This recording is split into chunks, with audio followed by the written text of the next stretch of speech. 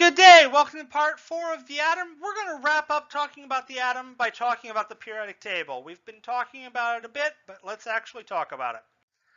So the idea of categorizing all of the elements is a pretty long-standing idea. It makes sense. It goes, in some respects, back to Aristotle when he's starting to try and categorize everything, although he kind of got the whole element thing pretty confused.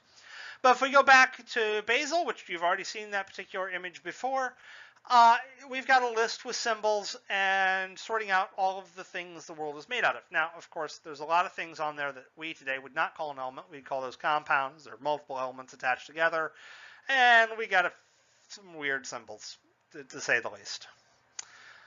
If we look at Lavoisier a little bit later, we now have a series of the elements that were known. Lavoisier, discoverer of, well, he and Priestley discovered oxygen. Priestley basically discovered it, and Lavoisier took the credit.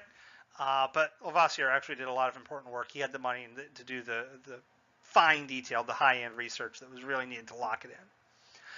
And then we can continue on into the 19th century. And in the 19th century, we're doing more. Now, all of a sudden, we're not only just making lists of elements, but we're looking for patterns. We've discovered enough elements to realize that there are some serious patterns. They're repeating themselves. The chemical properties are starting to repeat in series of 8-ish, not quite. Well, that brings us into Dmitry Mendeleev. And I always butcher the poor guy's name. He's a Russian peasant. And he comes up with his periodic table. You're looking at it, or a slightly later version of it, by taking the chemical properties of every element, everything that was known, putting them on index cards and start sorting it. Now, it's important to know at this point, protons had not been discovered. We did not know about atomic number. We knew about atomic mass, but we did not know about atomic number, which is kind of cool since he's just aligned them in order of atomic number, and he didn't even know what it was. Now, the important piece that Mendeleev comes up with is that he left gaps.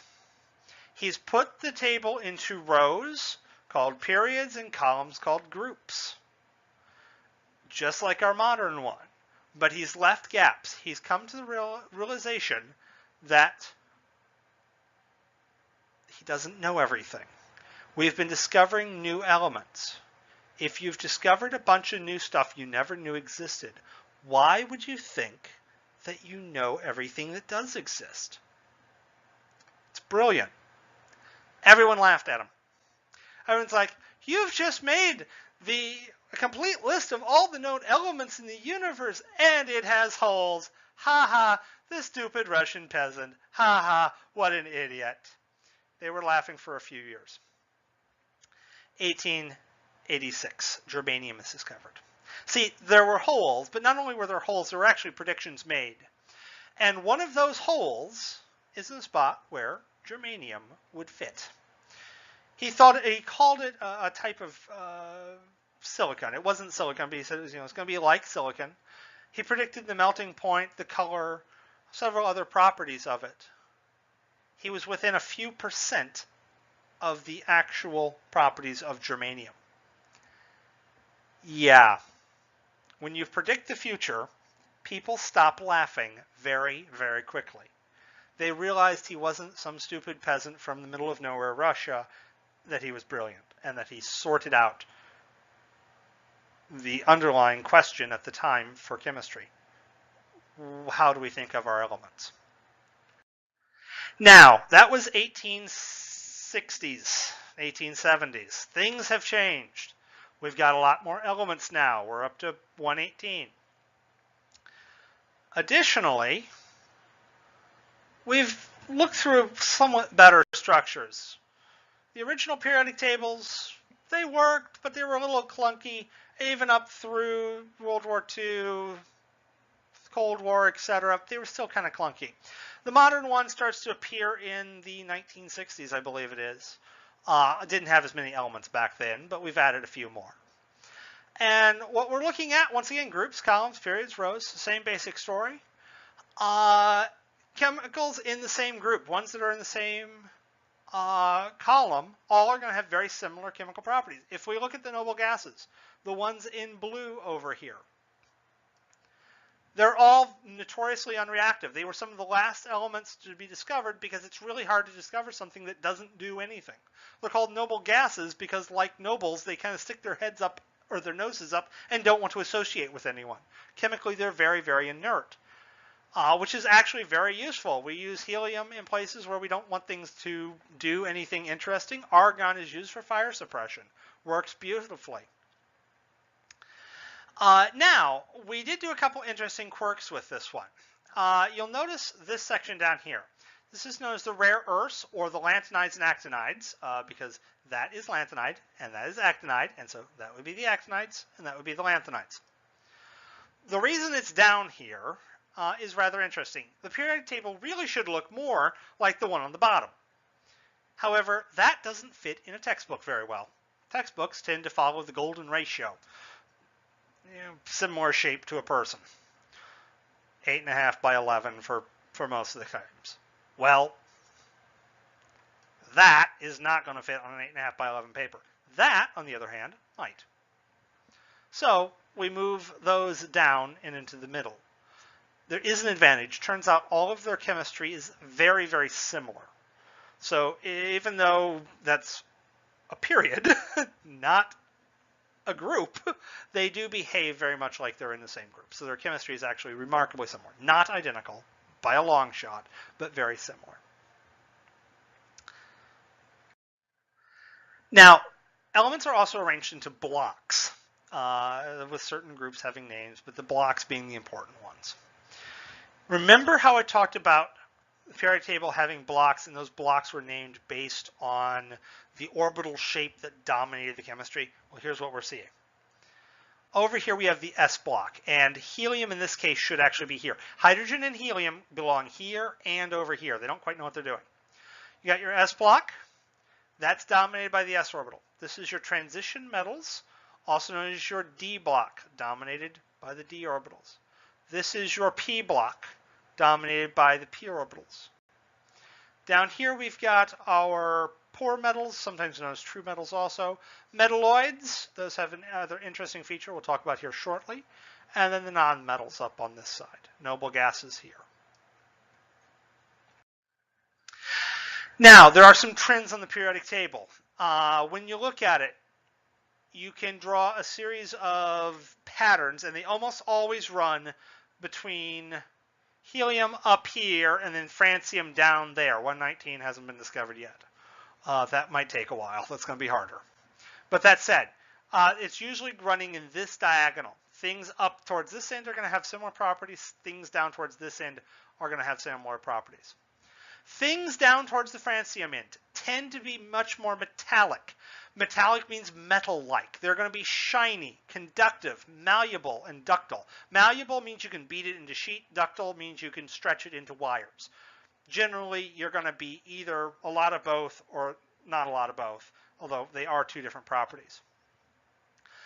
Generally speaking, things in this region are called metals. Well, that down there too. These guys are called metals because they are sufficiently metallic that they remind us of metals.